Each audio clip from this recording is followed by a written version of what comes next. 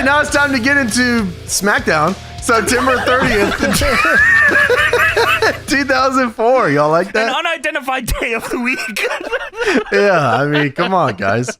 So September 30th, 2004 is a interesting day because SmackDown's on and ain't nobody watching this shit. Okay, I looked it up. It's a Thursday. It's a Thursday. All right. Well, of course it was, okay. Tony. That's what James said. I did say Thursday, man. I did say Thursday.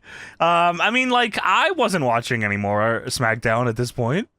I was probably still. I was watching a little bit. I'll tell you this. I wasn't much of a Raw guy for whatever reason during this era. Like, I think SmackDown kind of caught me, like when Ray was getting his push and like they were doing the Kurt and Benoit stuff, and I was like, oh, this is cool. I specifically remember them doing this JBL Taker feud, and I remember I wasn't watching because I was like, wow, that sounds fucking boring. But I remember reading that Gangrel and Viscera came back, so I did tune in that week, and then I was done when they killed them. Oh, yeah. I was over it. That's funny. And that is here. I mean, they reference that here. But before we get into the SmackDown, of course, let's take a look at a little look at what was going on in the world of wrestling around this time with the Wrestling Observer newsletter. So disclosure here, we watched the SmackDown just before this one, which was the Kurt Angle shooting Big Show with a tranquilizer dart episode. So if you want more Observers from this era, go back and check that out. It's in the archives. And shaving his head, by the way. That's always, we never mention that, which is, whatever. But like a lot of people don't mention it. When he got shot with the Trent gun, that's where Big Show's hair got shaved off. Yeah. That's when he was and he needed it, really. Kurt Angle did him a fucking favor. Yeah, he did need it. Wow. He looked completely insane. But I do have a couple things here from the Observer, October 11th, 2004. This is a big one here, gentlemen. The locker room unrest in TNA exploded again on September 28th with an altercation involving Kid Cash and the Naturals, and frustration over the company seeming to be going nowhere. Kid Cash is back in the doghouse after the latest explosion, not this show, just an actual explosion, which ended up involving the Naturals and Abyss. It started when Cash was yelling at Andy Douglas over getting stabbed in the leg a few nights earlier. Okay, hear me out here for this story, because this is ridiculous. So Johnny Devine posted on his website, Johnny Devine website, people are reading. JohnnyDevine.com. In 2004, yeah. But I know James was on there for sure. I was on A1.com. No fucking way A1 had it. You know what? Maybe he did, because, was that you I was talking about with Tony on the way to Super Battle? Like, I think this era was where everyone was making a fan site, because there'd be an official site that would link to the fan sites. Like Chris Jericho had a main site. Yeah, my friend had a Chris Jericho fan page, yeah. Yeah, we'll link to Y2J Sexy Man at geocities.com. Yeah, that's right. And it would always link to fan sites. So maybe there was an A1 fan site, and maybe it was run by James Darnell. I mean, there's a chance. Johnny Devine posted on his website he's out of the hospital and will probably be returning to Canada. He said he and Andy Douglas were leaving the Mix Factory nightclub in Nashville late on September 25th to head to another club. A car full of guys started hassling them from another car. Douglas and Devine started yelling back at them. The wrestlers tried to lose them, but ended up cornered in a parking lot. Devine said the two wrestlers were beating up the four guys until one guy pulled a knife and stabbed both of them. Oh, no. Douglas was still hurting on September 28th, and Kid Cash verbally berated him, calling him a skinny punk and telling him to get on the juice so he could gain some weight, and then he'd beat his ass. Jay Stevens. I mean, that's crazy. What a threat. You should get bigger so I can kick your ass. It takes some time, get some muscle, come back and get your ass whooped by me. Wow, that's fucking sick. Chase Stevens, Andy Douglas' tag partner, got involved, and Cash started screaming about how they didn't deserve the push they were getting and made allegations regarding how they got their push. It doesn't say what that was here. The two nearly got into it, except Conan and Monty Brown pulled them apart. Bob Ryder, my God, this entire story is just from Conan. This entire thing is just from Conan. What you mean? That shit is crazy. Wow. He just fucking wrote this all in. That's nuts. Wow, that's a great catch. I didn't even fucking think of that. Wow. That's right. He is the guy that goes to Meltzer with all this shit. We've been over this too. Wow. Bob Ryder came out and Kid Cash went off on him, saying that this was a problem among the boys and he should stay out of it. He started saying that Ryder can't bully him like he bullies everyone else, saying that you have no options because there is nowhere else to go because there is someone somewhere he can go. Abyss then came out to calm Kid Cash down, They were boys, you know? He was in a jean vest. Particularly since he's been mouthing off at Ryder. Cash actually tried to fight Abyss. Since Abyss is at least a foot taller and more than 100 pounds heavier, Abyss reportedly grabbed him and held him on the ground and neutralized Cash until others pulled him apart. So things are good. I mean, like, for Kid Cash, things were always good in TNA, which no one has covered the Kid Cash TNA controversies as much as Deadlock, I don't think. Yeah, I mean, no one's talked about Kid Cash as much as us, I don't think, either. I will say, unless I have any other reason to not, I like Kid Cash, and I always enjoyed his work. Hey, man, he had a fun TNA angle where he was a grizzled vet. And I liked him as one half of the Pit Bulls, of course. Yeah, I mean, and he was in SVR07. I've heard Jamie Noble's thoughts on the Pit Bulls. I'd love to hear Kid Cash's thoughts on the Pit Bulls. What is Jamie Noble's thoughts on the Pit Bulls? He thinks that if they got more of a chance, they would have been the top act on SmackDown. That might not be wrong. If the Pit Bulls came around during the Heyman era, I bet they would have had a lot better shot. They're probably facing the Heartthrobs or whatever. It was SmackDown, really. So it was definitely the Gemini. I mean, come on now. You know what's going on over here. What are you talking about? Heartthrobs were on Raw. Come on, Jim. Yeah, Heartthrobs were on Raw. Gemini. I wouldn't. Come on, nobody would know. You were there for that, James. You saw that. No way. Unbelievable. Romeo, Antonio, they were on Raw.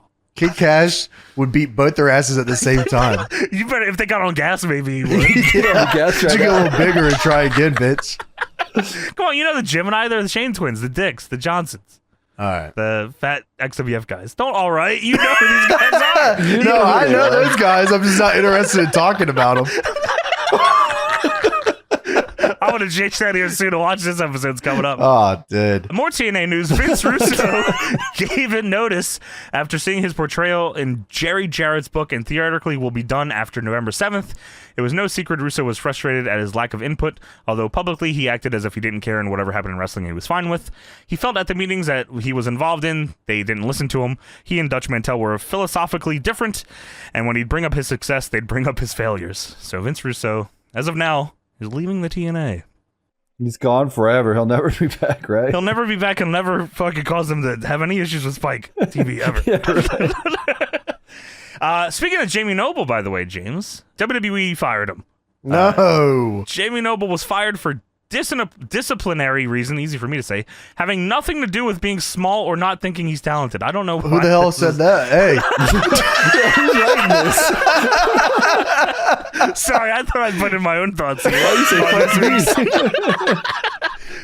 Meltzer says that, and he says he suffered an infection on his this is what he wrote. He suffered an infection on his ass cheek, and when the company got the doctor's report on it, they discovered something where they felt they had no choice but to let him go. What the fuck does that mean? Yeah, I don't know. He had like an alien's fucking like coming out of there? Thing, right? Like in his ass, right? Injected into his ass. Oh, like a needle left over? Yeah. In his ass? Like he just walked to the doctor with a needle in his ass? Well, not like not like an injection site, but like an actual needle just sticking out. Yeah, that was the issue. We found this needle in your ass, bro. You gotta go. Why'd the doc snitch on that thing? Dude. Oh, dude. Oh, fucking my bad. I'm sorry. Yeah, I mean, that's fucking crazy, man. Why did Dr. Richard Sandwich snitch on him, man? He was the doctor at the time. Well, he shouldn't have went to a proctologist when he had a fucking needle in his ass. Well, check his ass cheeks.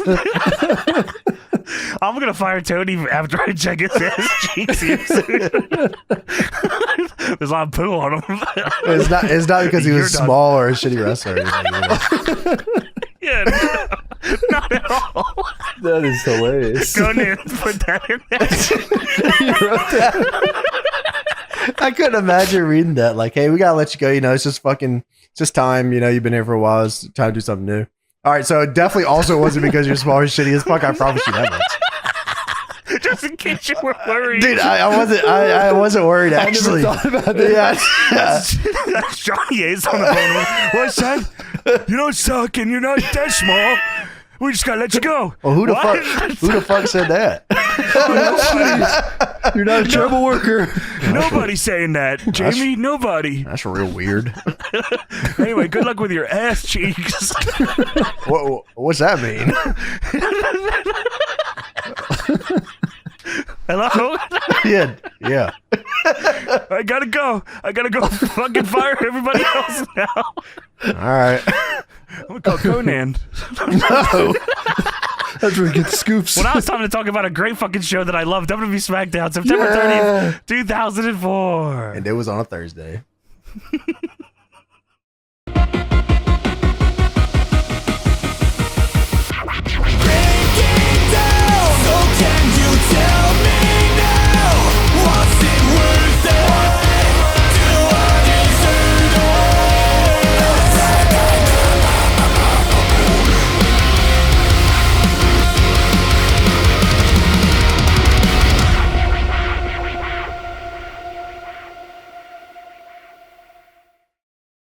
All right, so we get into the SmackDown. We start things off here with a memorial of Big Boss Man, who recently passed away here, September 2004.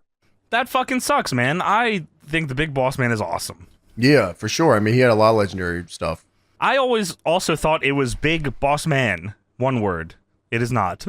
Yeah, he was Boss Man, Big Boss Man, Big Bubba.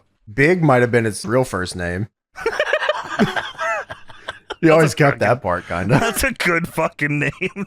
You know what? You're right. I thought it was Boss Man as one word. Boss Man. I feel like in the games it might have been. Yeah, Bossman. James, I thght it was Bossman. So did I. I just wrote it out there. Bossman is one word. It's not. Wow. He one of his final matches were in IWA Japan, where he competed in a tournament for the vacant IWA World Heavyweight title. He made it to the finals by beating Freddy Krueger.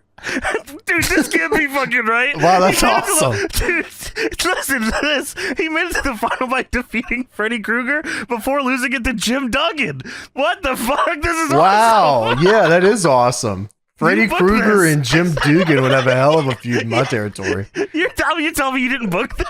That should have been awesome. He would have been Big Bubba Rogers, too. All one word. Man.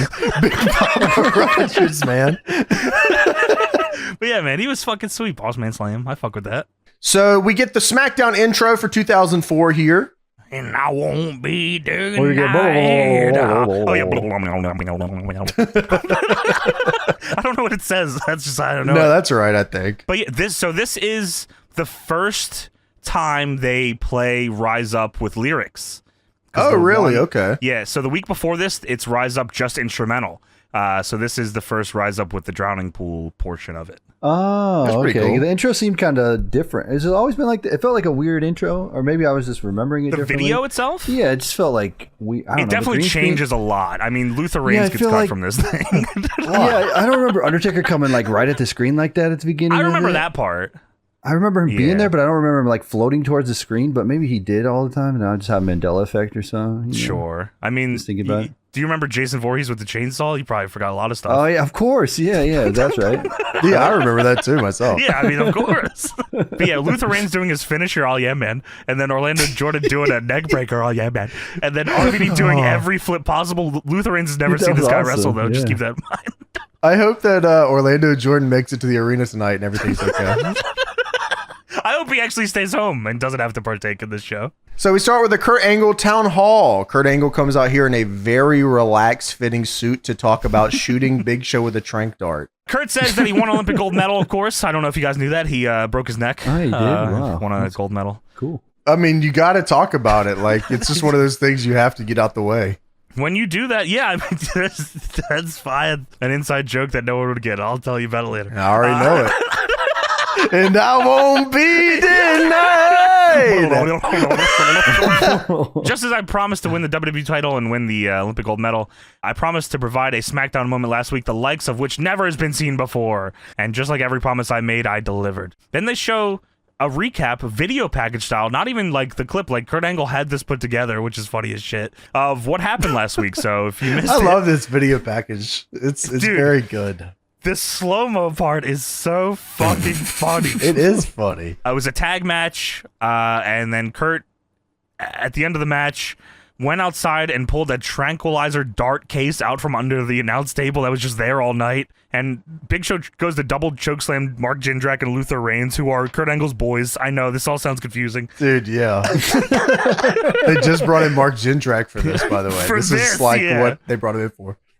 And then Kurt Angle shoots goddamn the Big Show with his dart. Jindrak comes out with scissors and clippers. And then we go slow motion. And Kurt Angle says, "Time for a new haircut." He goes, "How's this feel?" Oh. That's my favorite part. Dude, that's heavy dialogue. Why'd they have to keep that? It sounds like the Home Alone talk boy thing, you know? Remember that thing where, "Mom, I'm home early. Time for a new haircut. Oh, this got me fired up for the Mercy. This feel." You hungry? Dude, it sounds like Big Show. "I'm hungry and sleepy." It does. It's our Big Show. So we're back, and Kurt says, "Listen, you brought this on yourself, Big Show. You can't just throw somebody off a balcony and get away with it." I said, "Oh, yeah, you know what? That's fucking fair." I forgot he left his ass laying, yeah. Peter Griffin style with the blood coming out the back of his head. How did he survive? I actually don't understand that. But he did. And Kurt says, "I did what everyone here has dreamed about doing." And I said, "Huh?" That's right. Trank darting the Big Show and shaving his head. I've always wanted to trank a big fat guy. Teaming with Mark Jindrak and Luther Reigns. I was lined up outside of XWF trying to shoot goddamn Earthquake with a trank dart once he got in his car. Stop that man. Oh. I can't get out of the car. Dude, okay, that would have been crazy. What I'm talking about. Yeah, WXO, Fred Ottman in the car slow-mo replay would have been awesome. "I can't get out. Help me." Why does every slow motion thing always have an awe in it? Like, it doesn't feel like it's there first. Dude, Fred Ottman taking out a big-ass Subway sandwich like would have been like, well, might as well. "I'm stuck here for a while." Win in Rome. He's got to do it like Kurt Angle style, though, with the case. He opens the case. Big Dude, oh my God. Unlatches 2 big lashes. Oh. That would have been the funniest wrestling segment of all fucking time, man. You guys got to check out our WXO review if you haven't. I mean, that shit's legendary. It is. It's fun. It was very fun. So Kurt's saying he took down the big bad bully. He took out an entire roster, and I humiliated him like he's never been humiliated before. And to all of you that would like to express your admiration, please feel free to do so now. Boo. Okay, so I'm guessing they were just putting in a bunch of boos here in this segment. And because Angle was basically just asking for them to boo, please, hello, begging for heat. Yeah, anybody want to give me some heat? All right, anyways, I got these 2 guys, Luther Reigns and Mark Jindrak. He must have known that the reactions were about to drop drastically, James, because he said, "I have selected 2 people to mold in my image and who will be in my corner at No Mercy. Luther Reigns and Mark Jindrak." And I said, and these guys are 2 bad guys, so you will boo them when they come out. Please hate them. And you know what? We'll make sure you remember that they were in the angle last week because they're going to come out with Ziplocs full of Big Show's hair for some reason. Dude, I don't know what that is. I don't know what that is. What is that? Michael Cole tells us that these 2 guys have been groomed into the image of Kurt Angle. And then it cuts over and you just look at Luther Reigns and Mark Jindrak. They're 7 foot tall. His throat got slit. Fucking got killed in prison. He's back. Mark Jindrak says pussy when he's fucking around with Triple H. He didn't like it. He got fired. These are very Kurt Angle-esque guys here. So Luther Reigns and Mark Jindrak come out here, big ass suits on. They pick up Kurt like they're celebrating like he just won a title while holding up locks of Big Show's hair in a Ziploc bag. This doesn't come into play for the rest of the show. I guess they just needed you to know that they did. Does anyone want to give us some heat tonight? So Jindrak, heat, please, heat. Yeah, Jindrak and Reigns go on his shoulders, and I swear to God, Taz had another can line where he was like, "Oh my God, it's like he won the gold medal again." They do that a lot here. There's one actually later that is so unbelievable that they even took the time to put it in that it had me die laughing. I'll get into it later, but you know it's the Mac Militant. Teddy Long comes out, and what a walk on this guy. Dude, this is a beast. There's 4 of the biggest suits I've ever seen in this segment. Everyone is wearing suits. Big and tall suits. None of this. They only had a big and tall near them. They all had to get suits from there. This is 2004 core. Dude, no one in this segment like should be wearing a suit except for Teddy. Like this is the most unserious angle of all time. Yeah. He shot Big Show in the back with a trank dart and then shaved his head. Yeah, we're wearing suits. And then they went Evolution suit shopping because Mark Jindrak already had one left over. It is the same one he wore in the fucking thing. I think it is. You're right. Holy shit. Yeah. Now we got to get some use out of this one in Rome. Make sure you bring your suit. Yeah, no problem. I got the one. Well, Teddy says you like to talk a lot of trash when the Big Show is not here. That was the biggest boo of the night, that Big Show wasn't here. He's over, brother. He said, I want to correct something for you, playa. I know the Big Show threw you off a balcony. Oh, okay. damn. I think I knew that. And I know the last week you knocked out the Big Show and you shaved his head. Well, that tells me, Kurt, is that you're all tied up now. I mean, you think those are even? This only makes sense to wrestling fans. Like, if anyone else watched this, they'd be like, what the fuck are we even looking at here? So you got thrown off a balcony and died, and then you shot him with a trank dart. Seems like we got to do a match. This sets up our one-on-one singles match at the pay-per-view. As a wrestling fan, we're all like, yeah, you know what? They are tied up. We need to see the rubber here. This is how I want to see this pay off. Not murder or anything. I need an Olympic slam. Do the choke slam. Gotta take the choke slam. Yeah, dude, showstopper. And Teddy says Mark Jindrak and Luther Reigns will not be in your corner at No Mercy. And if they or anyone else interferes, then they will be fired. And at No Mercy, it's going to be the gold medal tyrant against the bald, angry giant. Oh, yeah, Kurt. It's true. And it's going to go down on pay-per-view. And I only got one thing to say to you, playa, is holla, holla, hallelujah, playa. This must have been the first iteration of this. Yeah, I don't remember the holla, holla, hallelujah. No, but I'm that's in. That's like super rare. You guys got to collect this while you can. I fucking love Teddy Long, though. What a great general manager. I love, yeah. I mean, like, because it's usually the opposite, right? The manager's always the heel or something. Dick, but like, yeah. having someone like that, and he was so like charismatic. He's just a fun dude. I knew when he came out that justice was going to be fucking served. He didn't fuck with these dudes at all. Yeah, I thought in my head, like, I was looking at this and laughing because, like, all I'm seeing is this doesn't happen, but in my head, Teddy's doing the fucking one-legged jump thing with him, and it's just cutting in between, like, the three craziest dudes in suits and Teddy on the stage doing the little dance. That is fucking awesome. Hallelujah. So it shows a graphic for Jindrak and Reigns versus Eddie Guerrero and a mystery partner tonight. I didn't know when they announced this here that this was the main event, so I was like, oh, good, that'll be done here early. So I don't know if you like noticed this, but the mystery vacant partner had a moving graphic. He did have a moving graphic, and I swore it was Matt Morgan.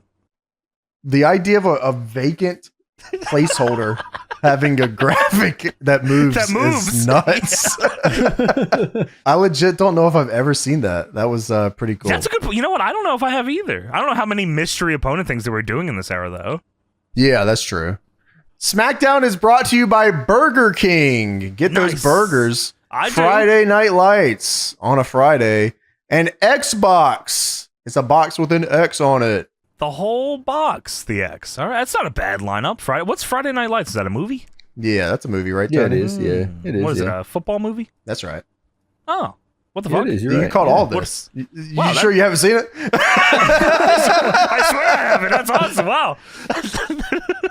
So next up, we have Charlie, Haas, and Rico with Miss Jackie, and they are facing the Dudleys, not the Dudley Boys. The Dudleys. Yeah, I wrote the Dudley Boys, but you're right. They are just the Dudleys. Why? I actually don't know. Yeah. Yeah, I don't know. They're not the boys anymore. Dudley men. Yeah, they're just like co-workers now. Well, they're also pussies here because Spike Dudley's in charge of them. We find out again later. I mean, this match is nuts. Dawn Marie comes out for commentary here. As a reminder to us, of course, last week there was the first ever tag team schoolgirl matchup between May and Moolah versus Dawn Marie and Tori Wilson. May and Moolah get the win. I don't remember if that was the stinky pussy spot or not, if you guys recall that. No, I do not. It was a spot that they did where like Moolah went for like did a sunset, or May maybe did a sunset flip, and the ref went for the count, but her pussy smelled so bad that he couldn't count the pin. Oh, okay. You don't remember this? I do remember. I do remember. I don't remember us talking about it. We definitely. There's no way that outside of this show I have that knowledge. There's no fucking way. Dawn Marie says that she got hot scoop this weekend and that Jackie and Charlie Haas are engaged. And Taz says, "Get out!" What the fuck? Really? So Charlie Haas kisses Jackie on the stomach when he gets into the ring, and Dawn Marie says, "Oh, Charlie, don't make me jealous." And Taz says, "What are you talking about?" And Dawn says, "Well, Charlie did that to me last night." And Cole says, "What are you talking about?" All right, so Rico and Charlie Haas here, they're a tag team on the up and up. They get the longest entrance ever. It rivals the Undertaker's entrance on how long they get so here. Long? So Yeah, Dawn Marie could keep talking and talking and talking. Get the angle over, of course, yeah. So 2004 WWE Dudleys. I knew we were going to get in this fucking match, and man. They're so checked out. They go right into it. Dude, they're unbelievably checked out. Like, Bubba's not even wearing gear. Yeah, he's just wearing a shirt and just fucking hanging out. At least Devon has the goddamn yellow camo. Like, Bubba's just wearing some bullshit here, Bubba man. with the necklace. He's just, yeah, what the fuck? Taz is trying to get this angle over on commentary, but he's like kind of flustered. So he says, so basically Charlie and Jackie are engaged, but you and Charlie got some tomfoolery going on, huh? And Dawn says, yeah, we're just playing. And Taz says, oh, so like Xbox? Dude, he does say that. What the fuck are you talking about? Shoehorn that in. So like Xbox. You play like Xbox? Yeah, fucking. You know, just Xbox. like that shit, man. You know, Xbox, damn. We get into the match here, and Rico tries to fuck Bubba Ray in the ass immediately. I mean, like, that's all this is. That is all this is Rico sucking a cock or fucking an ass. Dad says, Bubba looks perplumped. Perplumped? Oh, whatever, dude. Yeah, that too. And then Dawn says, last night Charlie wasn't perplexed at all. I told him all the rules of that card game. Okay. What the fuck is going on here? Playing Magic the Gathering in the room like, I thought we were talking about having sex.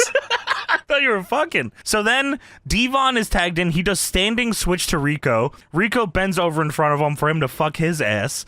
Then Devon pushes him off, and Rico lands face first in Bubba's crotch in the corner to suck his cock. Dude,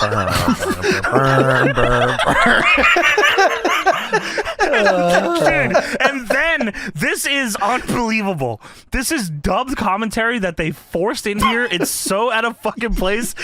I was dying laughing. So Rico's fucking got his face in Bubba's crotch in the corner, and out of nowhere, Michael Cole goes, Rico's different. His unique psychological warfare, so to speak. He's got Riz. Rico's got Riz. Rico's built different. You know, his he's got unique different. psychological warfare. He's him. It just wants to fuck some ass. Let him cook. He's kind of like WWE's Gold Dust.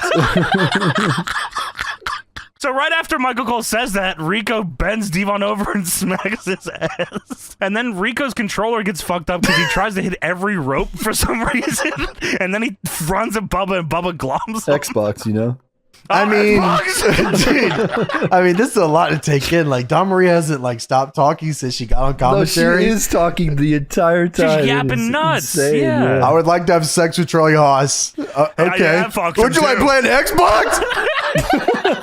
Rico's in the crazy. ring. Rico's in the ring. Woo! Woo! Hey, what the hell is going on? You know, Rico's a little different, huh, guys? Yeah, I suck Charlie Haas's balls. Woo! Where on the TV or on the bedroom? Are you perplexed? Xbox. Check it out, Rico. Call it elbow. Oh, and Rico's fucking him in his ass. Whoa, brother. Holy You know, fuck. Charlie did that to me. Dude, I am super overwhelmed watching this match. I'm like, wow, that's a lot. Hell yeah, it's a lot, man. So Dawn Marie goes to check on Charlie Haas, and Jackie punks her out ringside. That says, you got punked out, huh? I did not get punked out. Goes, it looked like you got punked out. Cole starts laughing so loud. She punked you out. I like to imagine that's in post. She punked you out. Cole then says, well, Jackie's the one with the big diamond ring on her finger. And Dawn says, well, I have something a lot bigger than hers. And Tess says, you got something bigger than Charlie? No. Dawn says, no. And Dawn says, you want me to show you? And Tess says, no, not out here. Cole is underage. Anyway, Rico's going, what? The ring. Charlie Haas hot tag goes for a no-look crossbody, but Devon was not up, so he just fucking steamrolls him with a double axe. Devon's on a knee, and Charlie Haas jumps back and regrets everything and headbutts Devon's fucking head. I don't understand what's going on. Charlie hit a bunch of moves, by the way, like an exploder and a German, and Dawn's like, oh, he did that to me last night, and Taz is like, what? Like, gave you a suplex, brother? I'm gonna give you a suplex. I'll give you a Tazplex. How about that? Dawn Marie throws a shoe at Jackie ringside. Fuck. Just fucking beams it at her. That shit probably hurt bad. Dude, full sends a fucking heel at the back of Jackie's head. Jackie turns around and says, huh? And rushes her and smacks the shit out of her. Big cat fight near the commentary. Taz says, it's on like a bowl of neck bones. Blow this fucking building up, man. Shut the fucking show down. Get this shit over with, man. Just get out of this segment. Well, they hit Charlie Haas with the 3D and the Dudleys win, of course. This is fucking insane, man. Oh, there you go. There's Rico's different. All right, I promise. You want to play Xbox? Dude, this shit, like, being background for a Dawn Marie and Jackie match is, like, crazy. In fucking sane. We go backstage. Josh Matthews is here with John Cena, who is facing Booker T at No Mercy in match 5 of their best of 5 series for the U.S. title. By the way, speaking of No Mercy real quick, just so you know, the match involving Dawn Marie, the Dudleys, Miss Jackie, Charlie Haas, and Rico is the semi-main of No Mercy. What? Yeah, they needed a cool down. What was the match before it? The last ride match? John Cena and Booker. Oh, really? Okay. Last ride is after this. I guess that makes sense, yeah. Yeah, but it went 9 minutes. Wow. So yeah, as you said, match 5 of the best of 5 is at the pay-per-view with Cena and Booker T. Cena is being interviewed backstage by Josh Matthews, and Josh says, John, I can't wait to hear your rap at No Mercy. And Cena says, oh, you like that, huh? You say, like oh my that God, rap, don't you? You know I do my thing. You know I gotta grab the mic because this is my business over here. So what the fuck? The business right, is good. Oh. I had something, but you seem like you're ready to go, Josh. I'm gonna do a special rap for you. And Josh says, really? And Cena says, hell no! And he points aside, isn't that Macaulay Culkin looking for you over there? And he pushes Josh out of the shot. I said, oh, wow. Cena is like, he's right on the cusp of everyone hates you. I feel it coming here Trying soon. to be The Rock real bad right here.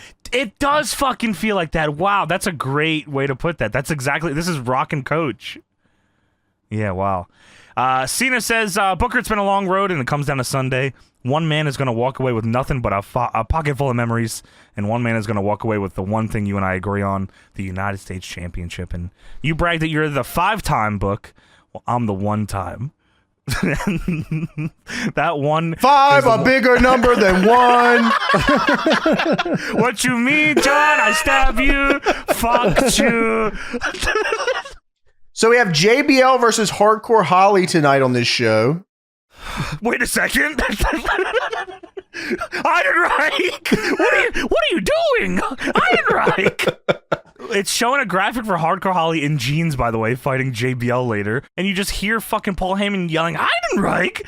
What are you doing? Oh, we have to go out there. I don't know what's going on. There's a commotion. It cuts to Paul Heyman backing down the ramp, and he's staring up and screaming, what are you doing? Get down! Don't get down! Stay there! Then it shows Heidenreich is standing on top of the SmackDown fist, which is like, this is awesome. I don't know why this hasn't been done more. It's Everyone never been should done, be doing right? this. Since before or after, right? The I being on don't. the This fist? might be the only time, Tony. I could be wrong. Someone can I could correct not this, but remember any other time. No, because I think that's why somebody suggested this, because we said, like, why has no one done anything on the SmackDown fist? Oh, So sure, yeah. I do want to mention Heidenreich is on top of this fist. He stands in one position. He does not fucking move. And And it's that shaking. thing is shaking crazy. It's super light, huh? Yeah. But like, wow. Do a flip. Heyman says, you can't be up there. Then we go to commercial. I said, whoa, what? Yeah, that's a hell of a Stay cliffhanger. through the commercials. Yeah, they gotta get. So I gotta believe that Heidenreich's not gonna just jump and die during the No, commercial. he has a plan. He never. Paul really Heyman was doesn't gonna know jump. because he's not writing the show anymore. What are you doing? Who booked this? I didn't write this shit. I was trying to figure out what gimmick Heidenreich was up there because I was trying to. Okay, does he have a big chocolate bar up there? Or it's like, is he like channeling This like? is the unveil of the chocolate All bar. right, Dude, Tony. I was like, Every time I think of this dude, I think of the chocolate bar. Yeah. Or it's like I was like, oh, he's gonna like pull like what? He's like a road warrior. He's doing what Hawk did on the. Oh, Tron. just fall off? Wow. Yeah, I that's was like, a great is that shout the too, gimmick? Tony. But no, what? Wait, he did like do here? soberly went up there and was like, "I'm just gonna fall off like my boy." For like my hero. Yeah, because he's in the Legion of Doom Road Warriors or whatever, right? Yeah. This will take me to the next level. So we're back from commercial. Heidenreich now has a mic. I don't know if he had this the whole time or if this was given to him by a negotiator. Heyman threw it up there. Yeah. Wow, good throw. Heidenreich says, "Don't worry, I got something I want to say tonight." Well, that's good. I'm not worried anymore. I want all you people to sit down. Yeah, that and sucks. be He took all quiet. the juice out of this right away. He said, "Don't worry." No, I should be worrying, right? That's the whole thing. I watched the first match. I'm pretty worried if I'm going to keep watching tonight. I'll fall asleep pretty soon. Be quiet and pay attention to Heidenreich. Give me the respect I deserve. That's where Matt Cardona got it. It's one of his favorite segments of all time. I want to share something with you idiots tonight. Something very special. One of my masterpieces. And he pulls out a bunch of pieces of paper. I said, oh, okay, this is just to do a poem thing. I guess I should have figured that because, like, what the fuck else was Heidenreich doing? But I definitely thought he was going to, like, threaten to jump if he didn't get, Yeah, like, a so did I. Yeah. United States title shot. You didn't get a giant chocolate bar. It would have been, I'm hungry as dude. fuck. If he threatened to jump and then like everyone just kind of left, all right. Yeah, dude, I bet. Hey, what the fuck? Pay attention to me. Nah, I mean, we got to get on the show. Undertaker's got to They just have another. Someone just comes out for the match. All right, Yeah, he just sit on there the whole show. All right. Hey, All right. Here's Booker T and Paul London. what? Hey, I got something to say. The fire goes off. Whoa! It's way more dangerous. He accidentally falls off. Oh, this didn't work out great.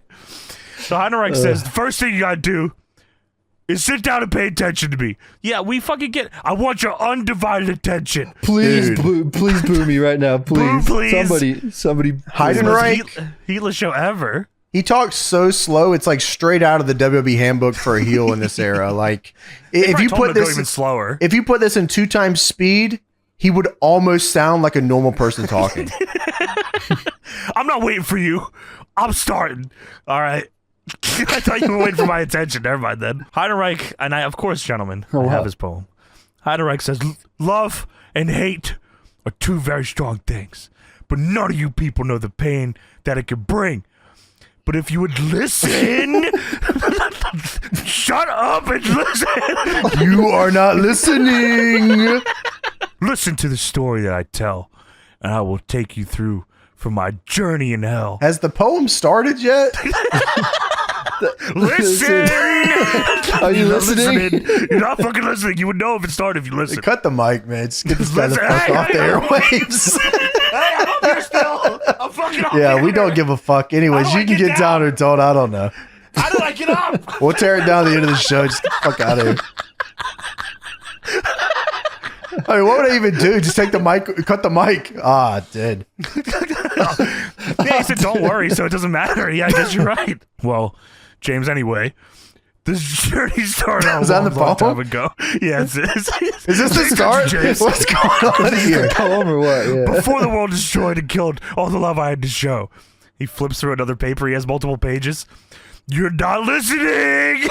He writes in like 95-point font. Like he said like 6 words and he flipped the next page. One big crayon on a piece of paper.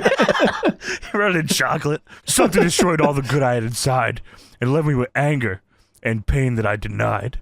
Oh, good rhyme. Listen, this is the important part, Tony. Listen. Good rhyme. Inside denied. I like But it. all that has changed for Heidenreich now. I made a promise to destroy the world, and you will all see how. And that, people, was a poem by Heidenreich. Michael Cole says, Wow. And then go back to commentary, and this is not talked about for the rest of the show. This didn't happen. No one is concerned about him getting down. They don't show, like, they're not like, what? All they say is, how the hell did he get up there? Or they don't even say that. They just start, on Taz is like, oh, you fucking fuck with this Heidenreich guy? And Cole says, no fucking way. That is not my guy. Oh, it looks like Heidenreich's got a poem. Oh, I don't know. They don't talk about anything about any danger involved here. Nothing. No. Like, what the fuck was this? No, they said, all Cole says is the audience did the unthinkable. They made Heidenreich mad. And that was it. It would have been way cooler if he just jumped off the shit. Yeah, I mean, whatever. I mean, just go up there and jump right off. No, no, no, no, no. He just jumps. Then, like, the Here Comes the Pain physics when he lands. Oh my god, he bounces. Bounce. Holy shit. Whoa. Oh my god. He just gets up and does an idle stance. Taunt, brings out a chocolate bar from behind his back, just bouncing up and down, standing there. Dude, that's more impressive, bringing a giant chocolate bar behind his back and jumping off the fist. That's crazy. Dude, wow, that would have been so sick if you just did Heidenreich's taunt enough, like the RNG randomly would bring out a chocolate bar, just standing there. Fucking awesome. You eat it. Dude, I actually want to know. I want to know how he got down for real, like for shoot, like how they did that. How did he get up? Big ladder. Yeah, it had to be a ladder like behind this shit, right? For real. Yeah, there's nothing genius about this. They got a ladder and they climbed up there. And he said, whoa, this is kind of rickety. Well, I think I might die. Can I get down? Hey, shut up and read the poem. Hey, listen. You have like little Nate holding the ladder. That's it. And he's climbing up this giant ladder. Get down. I don't want to watch this anymore. Yeah, so Michael Cole says the crowd did the unthinkable. They made him Heidenreich mad, like Tony said. And then Taz says, oh no. What's that mean for you? And then Michael Cole gives him a stare. Yeah, we're not going to talk about that. Is this? That has to be after that, then, right? Yeah, it is post. After. Okay, I see. Well, what does that mean? What does any of this fucking mean? What is this for? Questions I ask every day. Pre-tape at No Mercy, JBL faces Undertaker in a last ride match. Not to be confused with a last rites match. Which was better. Yo, take that shit from the ceiling, baby. It's time to bleed. I thought that match was fun. People shit on it just because it was fun to shit on. It's on our Patreon. We have watched it. Yeah, that's true. Yeah, I thought it holds up better than you think. But yeah, as James said, last ride match and backstage, and it's foggy, and there's a hearse. And Undertaker is standing behind it. And Taker says, Bradshaw, at No Mercy. This will be your last ride. Of course, because, that's the fucking concept of the match. That's the idea. Yeah, he named it. Then he opens the hearse door. There's a cameraman inside the hearse. He's got, like, a lot of fucking tech here. And Taker says, when the last image you see will be me feasting on your rotting soul. What the hell? Oh, I thought we were wrestling. Yeah, I mean, what? I die if I get put in this fucking thing? So JBL signed the match contract where Undertaker will literally kill him. So that's the angle here, James, for these two, is that the loser dies, and the Kurt Angle Big Show one where they tried to kill each other and shoot each other with guns is a singles match. People banned from ringside. People banned from ringside. All rules on, DQs on, countouts on, finishers on. Hair off. Oh, wow. What a home run. Yeah, so Taker closes the hearse and he goes into smoke. The hearse rides away. I guess he backs up like Homer Simpson in the bush, just into the fog. Dude, while he does, he just disappears. That's awesome. So backstage, JBL is scared and he's looking for Orlando Jordan, who hasn't been here today. Yeah, JBL's Josh Matthews trying to interview JBL, and JBL says, "Where is Orlando?" And Josh says, "Hey, you heard Undertaker. What is your reaction?" And JBL says, "You think I'm scared? Undertaker has beaten every major star in 14 years." Then he lists like a million people: Ultimate Warrior, Ric Flair, Bret Hart. He retired and ended Hulkamania. Oh fuck! Yeah, that's good. Say that. Notice how Goldust was not on that list. That's weird. Definitely not on that fucking list. That's fucking some real shit. You're right. That's a good point, James. Well, JBL says that Undertaker has never beaten him. And in 3 days, son, at No Mercy, he will end the reign of terror known as The Undertaker. And he's got a plan. He's a businessman. And that plan starts tonight. and I'm going to send a message to The Undertaker by destroying and annihilating the hardcore king himself, Nick fucking Gage. Bob Holly, of course. And all of a sudden, Bob Holly runs in and gloms JBL. And the fucking camera pans up to Bob Holly. And I don't know why I thought of James when he said this, but Bob Holly looks down over and he says, your plan just started. And all I could think about was, it's been revoked.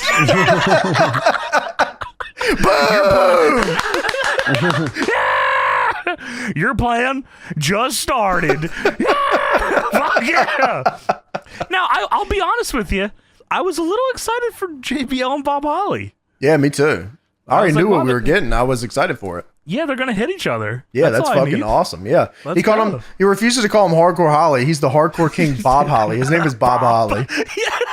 Even though his nameplate says Hardcore Holly, they're trying to not call him Bob. That's fucking Bob Holly. It's been revoked. I don't know if that works here. Come on.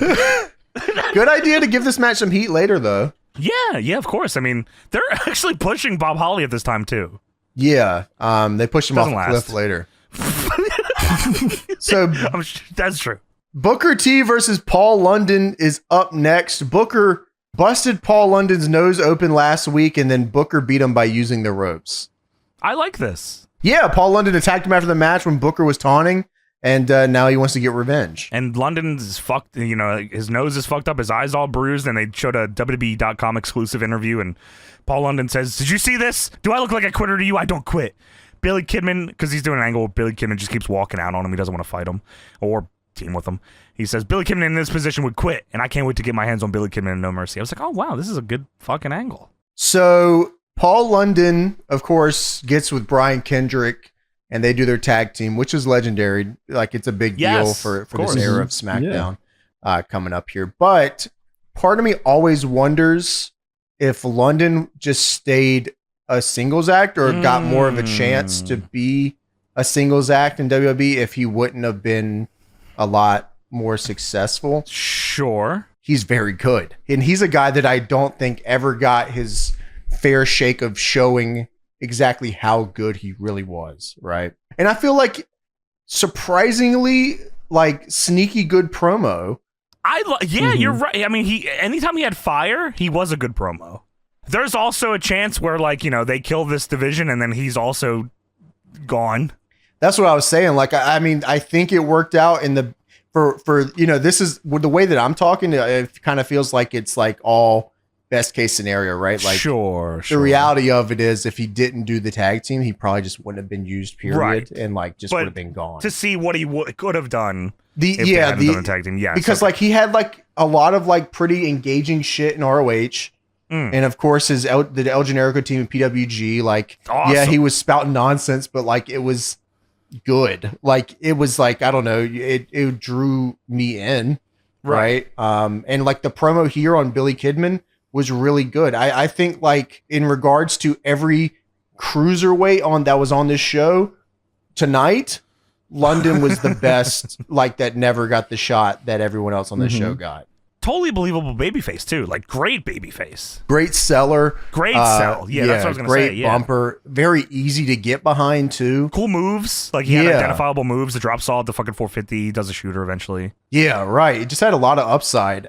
There was no chance in this era WWE was ever gonna shake out. I'm glad he got there though, and that he got to do the tag team stuff. Like I said, him and Kendrick, like that was a lot of anybody that played SVR. This was like a legendary team to you. Their entrances, everyone used that shit. Hell yeah. I mean, him getting heat for the Snitsky bump at the Rumble probably says everything about how they would have looked at him. Sure, right. Sadly. But yeah, you're right.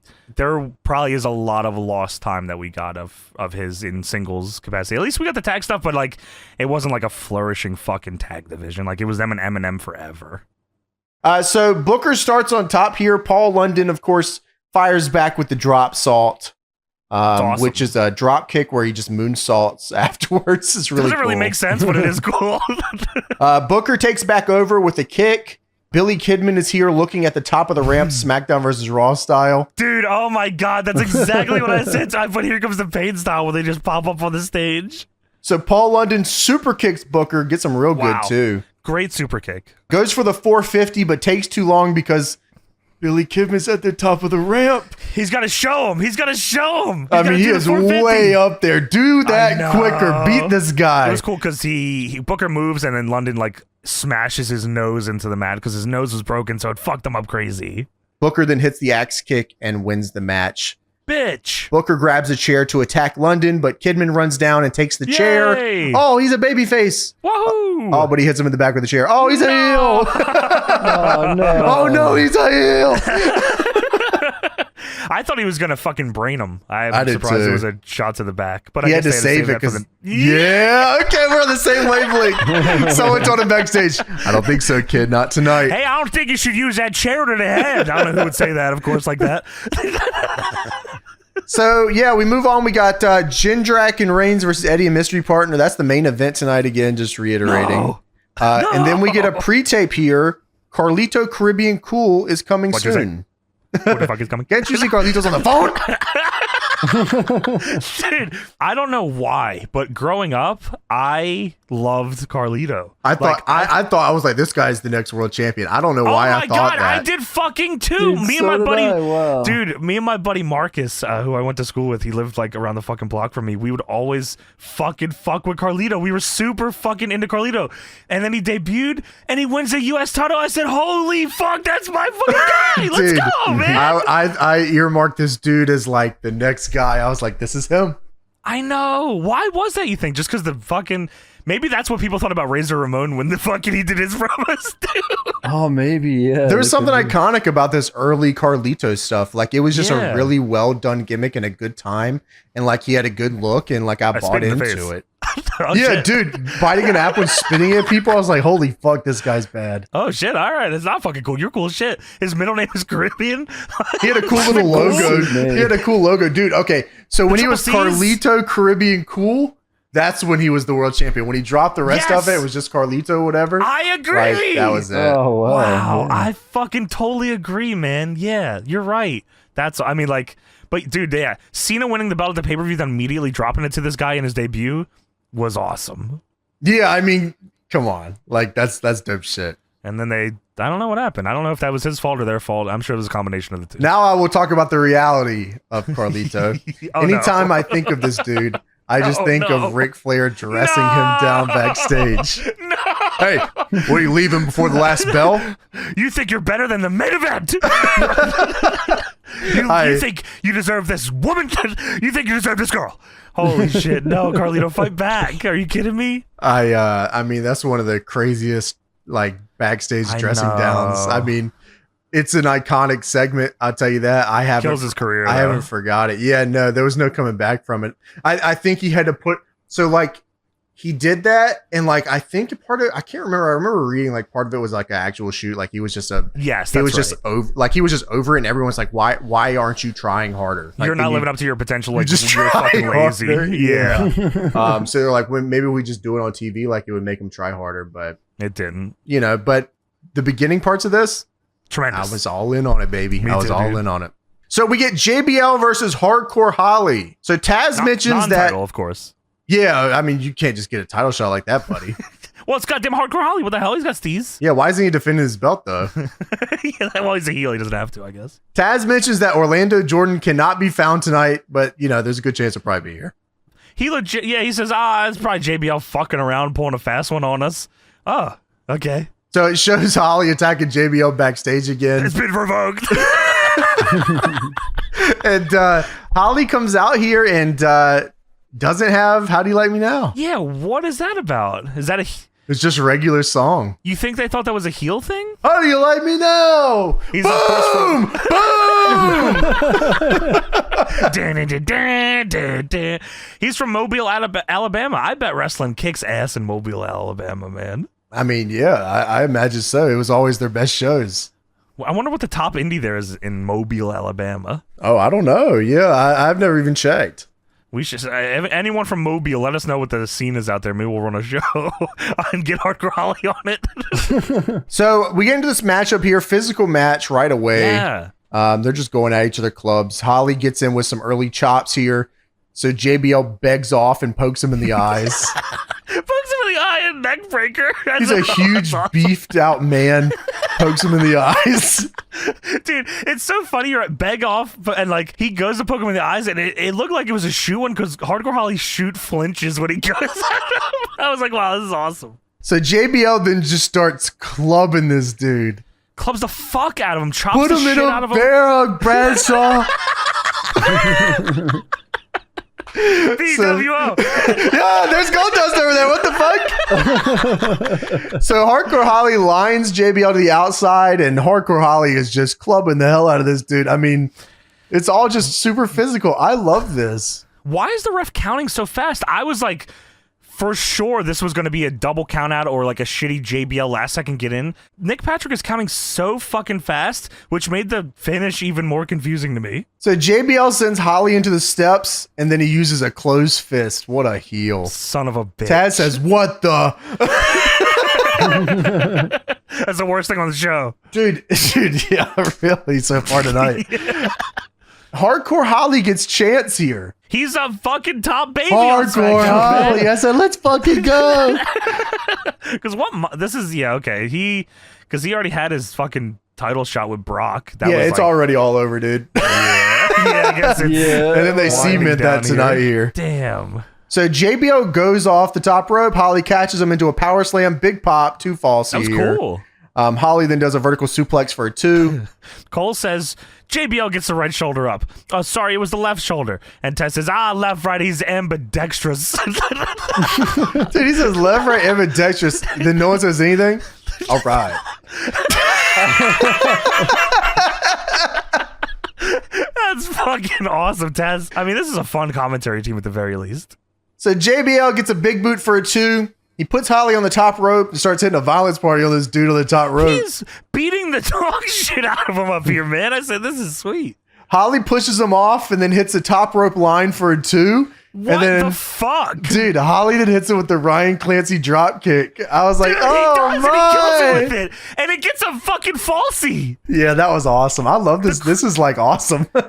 Dude, the crowd bit on the drop kick 2.9. I said, holy shit. Also, yeah, top rope leaping clothesline from Bob Holly. These guys must have just been like, let's fucking go out there and show these. I mean, there's a shit cruiserweight match coming up. We got to show. They told the cruiserweight guys, hey, here's our match. We're going to do your match. How about that, buddy? Let's switch matches. Oh my god. JBL says, I'm going up tonight, dude. So you guys don't worry about that. It fucking, I mean, like, it kind of feels that way. I mean, this was going to be the match of the night. They told him, hey, just chill out. Just chill out. That's sick. So JBL hits a fallaway slam for a double down. JBL gets up with a busted lip, puts the cigar out on Holly's back. Yes. But Holly reverses it into the Alabama slam. Dude. He's going to upset the champion. How fucking awesome was that? He fucking reverses his big move to his finish, and then JBL rolls to the floor. I said, oh, you bitch. The crowd, Holly. I was like, oh my God, he's going to do it. They protected his move, man. That's awesome. So Hardcore Holly was busted open during the commercial when JBL hit him with the steps. Dude, okay. This is fucking crazy looking. Dude. Back from commercial, Hardcore Holly is bleeding like hell. And I said, what? And they said, yeah, JBL hit him in the head with the stairs. I said, y'all gonna show it? Okay, they take forever to show it, James, and also the match is still going. What? Yeah, he hits him blatantly with the steps. He comes back in. The ref said, "Whoa, that was awesome, Holly." I mean, he does hit the fuck out of him with it. So we're back now. The ref is trying to stop JBL from attacking Holly because he's checking on Holly, who's bleeding to shit. And then JBL kicks Bob Holly in the head, and now it's a DQ. The finish is fine. Like, commercial heard it real bad here. Yeah. Makes it even more confusing of a finish than it already was. The way that this was done was dumb. The ref just looked at him as he cheated and then said, all right. that's not DQ. Too much now. The kick is. This wasn't relaxed rules, buddy. Yeah, oh my God. That's what it was. Wow. So, yeah, Holly was getting real good reactions here. Super surprising, especially because, like, yeah, I mean, we're kind of out of that deal. Yeah. JBL attacks him after the match, hits him with a steel chair right in the fucking head. Brains him with this fucking chair. Like, awesome. Why not just have that be the fucking finish? Oh yeah, DQ him there with that. Like if he's gonna take a goddamn unprotected headshot, fuck it, walk in the ring and just swing on him, boom, pick his fucking ass up, have him gig in the corner, pick his bloody ass up, clothesline from hell, boom, bitch. Yeah, I mean, like that would have been Something must have got fucked up here. Like, there's no way they called, hey, let's do a stare shot in the commercial and then you DQ me after. Like, they must have had to like just ad lib something there because dude, that would have been way better. Been awesome. Yeah, if he like Holly hit him with something. He's like groggy out, trying to get back up, maybe after a double down. On the floor. Yeah, fucking comes in with a steel chair, just brains his ass. He gigs. Fucking match is thrown out. People are trying to hold JBL back. JBL pulls his fucking head up off the ground. Fucking clothesline, bam, bitch. Yeah, puts on the cowboy hat. Undertaker. And then does the promo. Yeah, man. Yeah. Yeah, that would have been dope. And we'll cut out some bullshit here too. It would have been quicker. Hindsight's 2020, I guess. Of course. So JBL does hit him with the clothesline from hell, obliterates him, just fucking full sends it, and he does the Taker pose after. He said, in commentary, he said, "Oh my God, is he?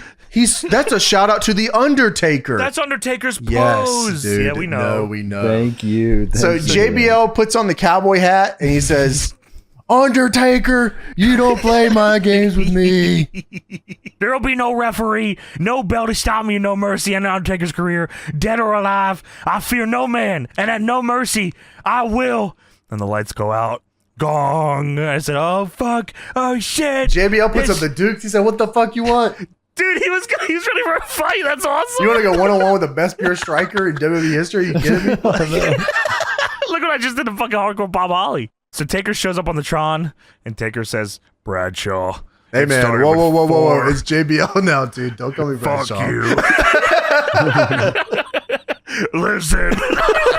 You're not listening. You're not listening out, listen.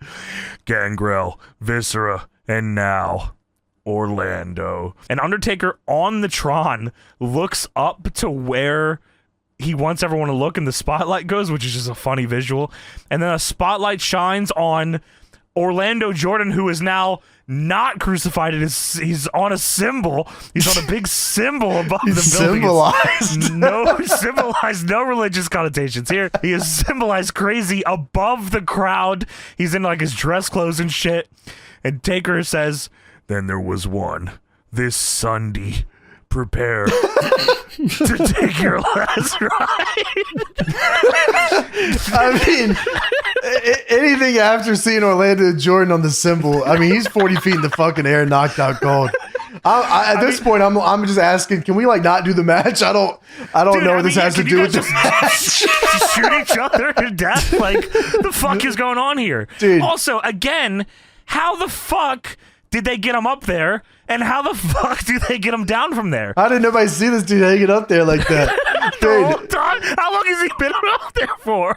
Undertaker's saying it started with 4, and then he just Gangrel, Viscera, Orlando Jordan. Hey, what the hell is going on? That's the God Squad. What the fuck? That's his boys. That's his pickup team. That's his cabinet. All right, I get first draft. Gangrel, Viscera, Orlando Jordan.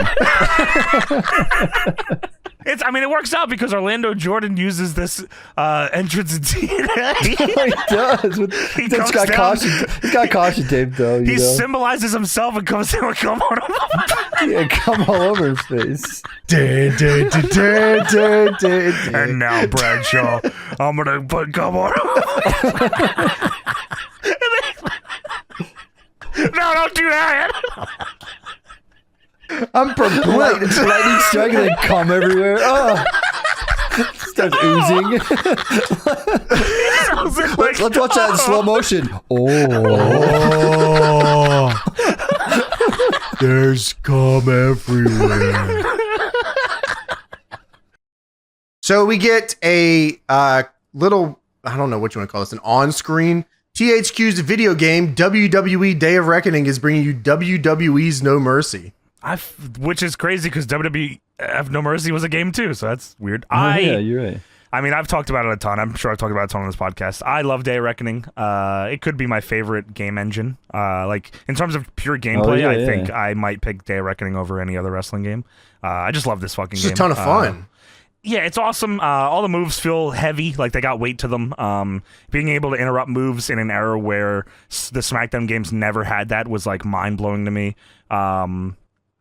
Interactive and like entrance ways, like you could fight on the ambulance and shit, and just fucking, I mean, great fucking game. The story mode is fucking, there's some pain in the ass shit in it, but it's still fun.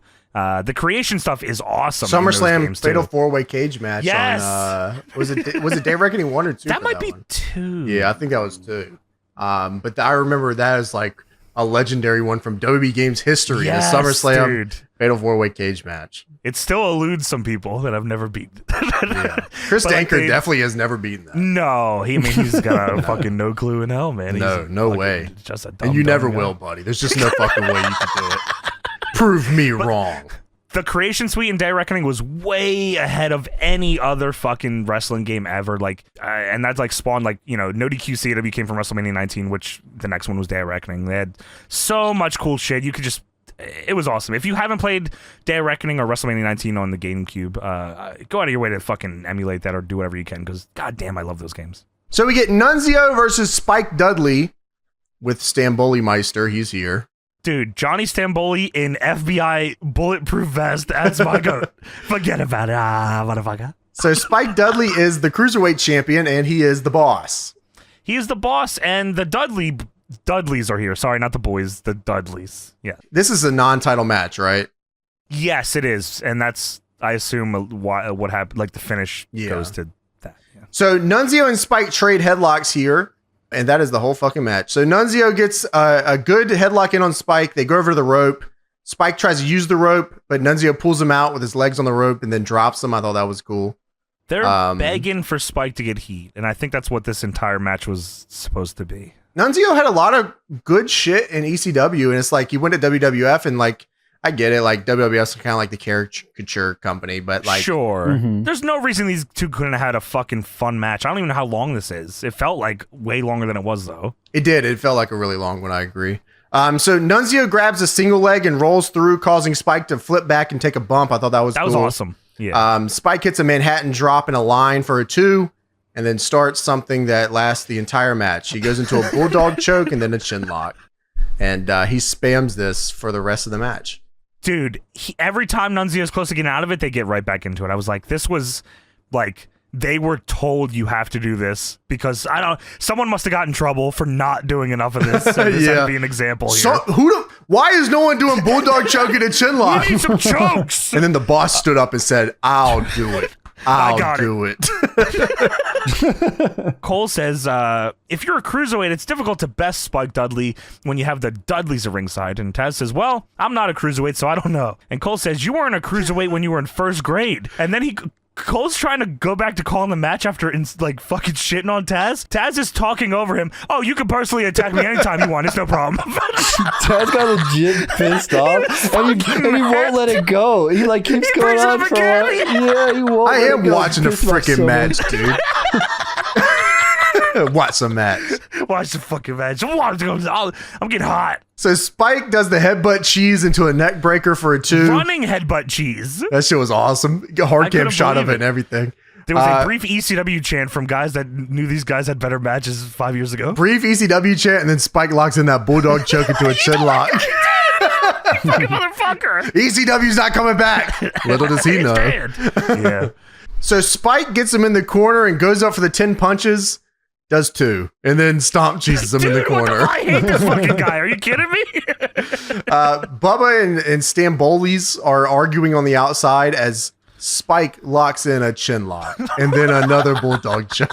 Fucking what the fuck? Yeah, cheese and nuts, buddy. They're not even selling it like a dangerous move or anything that could win the match on commentary. They're not even paying attention. Like, they don't care about this. So Nunzio hits a belly to back line, back body drop, comeback.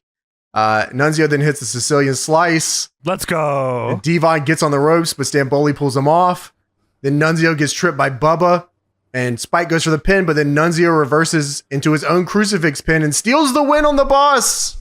Thought that was a great finish. I will say that. Yeah, I think it was too. I think they could have done some stuff in the match. They could have done any moves at all or anything to kind of like garner any heat or sympathy for anybody here. They did fucking nothing. I mean, Spike beats Nunzio at the pay-per-view to retain the title. So we get the Raw rebound. I didn't watch it because I assume maybe one day we will watch this. Yeah, it was. I couldn't tell if we did already watch this. I don't think we did, but it was just Evolution stuff. No, yeah. But it was Evolution stuff and nothing to really write home about. So on SmackDown at this era, this is how much they didn't care about this show. They would just show, this shit was like 15, 20 minutes. It was a long time. It was so, it's like, the entire main event angle in a video package, but it's like a 5-minute video package. I definitely, to me, it was like an hour and a half. The show? Is that because you paused when it started and then you started watching again later? Yeah. The Raw rebound. Oh, I'm out of here. I gotta go do something else. So we go to a pre-tape. Big Show is standing in the dark earlier this week. That could be anybody. That could be literally anyone. It could be Stone Cold. He's bald. Large shadow. Could be Kurt Angle. Yeah, who knows? Well, how do you know he's bald, Tony? Is it the reflection on his head? The shadow. The one shiny part of the room is his fucking head. Yeah, so big bald silhouette in the dark. He's so fucking big and bald. And Big Show says, last week Kurt Angle did something no man has ever been able to do. I was shot in the back with a tranquilizer dart. I think someone else could have done that, yeah. Well, Tony, how many people have tried? It probably isn't very hard to hit Just with one. a tranquilizer. Fuck the trank gun. We need to break out the sandwich box. That's what it's all about. That's Fred Ottman shit. Come on now. Sandwich. Big Show says, like something Kurt Angle would mount on his wall, I was shot with a dart like an animal, like some kind of game trophy. And for the first time in my life... some sort of Big Show. Like a sandwich. You wanted so to my eat. show was stopped. For the first time in my life, I was helpless. And then Kurt Angle mutilated my hair. No, buddy, I don't know, man. Your shit look kind of fucked up. You were already fucked up. Yeah, you were at Supercuts, man. I don't know what you were doing. Oh, shit. That's fucking Got a crazy, coupon. Fuck my shit up. I have a coupon. Yeah, because he was growing it out before he went, right? Before they shaved it. He was like growing it out on purpose just to Grow shave it it. out. Right? So I can cut it off. He said, Big Show says it wasn't about my hair. It was about humbling me. Well, I took the liberty of shaving off what little hair Kurt Angle left me with. And I'm going to keep it this way because every morning when I look in the mirror, I'm going to be reminded of the fact that Kurt Angle humiliated me. Yeah, I think he should have just kept the shit that, like, that he left, like, as a symbol. You should be more mad because you look insane. What if Big Show got a low taper fade? Boom! Boom! Imagine if Big Show got a low taper fade. Yeah! Fuck yeah! Big Show says Kurt Angle made one giant mistake. He left me breathing. Oh, yeah, Kurt should have tranked you and then got a fucking another case underneath the announce table, which was a double barrel shotgun, and blown you to smithereens. A double meatball marinara sub sandwich. 2 meatballs come out of the gun. Unlatched it. He ate it in front of Big Show sleeping. No one's ever done this to me. I can smell the meatballs. Big sandwich and Big Show in a picture and Kurt Angle smiling. He's a fucking laying on Big Show's bald head. He's just holding his head up. And he's got the sub in the other hand holding it up by his head. Now that's what I call a hole-in-one. Big Show says, I'm going to subject Kurt Angle to the worst beating he's ever suffered. And this Sunday, then a spotlight shows that it's the Big Show. I don't know if you knew this whole time. It shows his eyes, and he says, I will show Kurt Angle no mercy. But Big Show is, like, extremely wet here. Like, he's drenched. Like, did they make him do this promo a ton of times or something? Because he is soaked. Dude, they show... Big Show says he will show no mercy. Biggest, hugest pop of the night. Like, building erupts. We love mercy. Dude, people just love branding synergy. Like, this is like what it's all about. Like, it's been revoked. I don't know if that works here. Oh, come on. I will show you no mercy in a singles match. DQ's on. Counter on. So WWE tough enough $1 million people. That's fucking That's right. what I had written down here. I mean, it is the $1 million tough enough people. I guess you're not wrong. They show some of the contestants. One of them is a dude that kick flips off a wall. One of them poses like The Rock on a rock. I would have voted for that guy. One is, this must be someone James fucks with heavy, Lewis Williams. He says he's been with the Carolina Panthers for 3 years, and right now he's working with Adam Sandler on The Longest Yard. Yeah, he's actually a body double for Adam Sandler. He looks just like him. And Adam Sandler also should have been in the WWE at this time, too. Then they show Drew Hankinson. You may know him as Luke Gallows.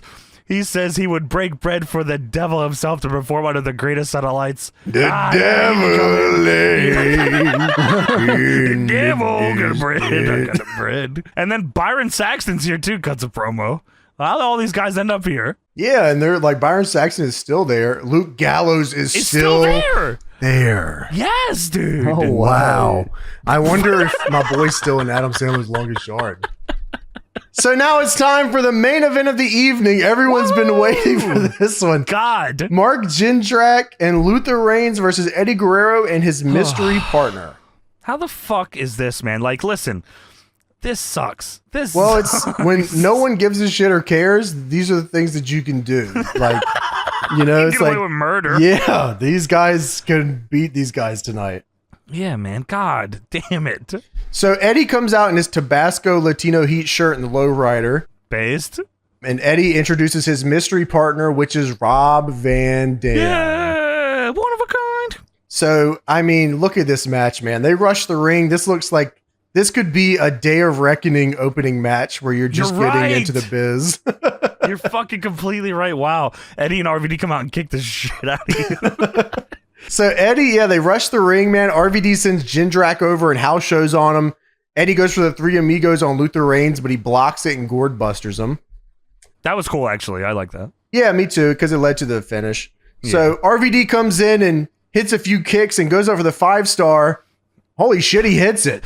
I was like blown away. I said, wow, I can't tell you how excited I am because for a split second, I was like, this match is over. That's awesome. Sadly, it was fucking broken up. So Jindrak breaks it up, the 5-star that is, while Eddie is taunting on the outside. Yeah, we won, man. Let's go. We come back from commercial, and Jindrak is now on top against RVD. RVD hits a crossbody hope here into a line, and then Eddie hits a heel over the top, and RVD hits Rolling Thunder. Good little combo. Awesome. Yeah, it was dope. Eddie pins him for a 2. Eddie and RVD fucking stomp Jindrak out in the corner. I thought that was awesome. They drag his ass in the corner with the ref distracted and kick the shit out of him. So RVD gets a hot tag. He hits a spinning leg drop for a 2 and an enziguri. Goes for Rolling Thunder, but Reigns pulls the ropes and he tumbles to the outside. Luther Reigns comes in, hits a punch combo. I said, oh shit, wait a minute. Eddie tries to help, but Jindrak comes in and starts choking him out. And Michael Cole says, Luther Reigns, what does he even use? I said, oh my God. You talking about like his moves?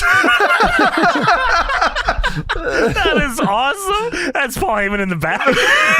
He's on headset. Luther Reigns, what does he use? So that's what he's asking in the headset. Michael Cole just thought he was supposed to say it. Yeah. So RVD comes off the rope with a kick and kind of just grazes him with it.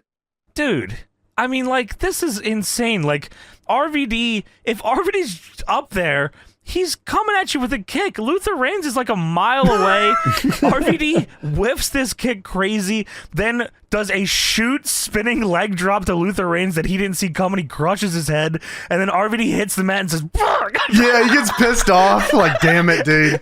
There's one guy in the crowd chanting, "You fucked up!" Yeah, bring it back. People deserve it. Come on, do it. So Eddie hot tag. He comes in and bumps Jindrak, tilt-a-whirl head scissor. Then it's a double head scissors on Jindrak and Reigns. That was awesome.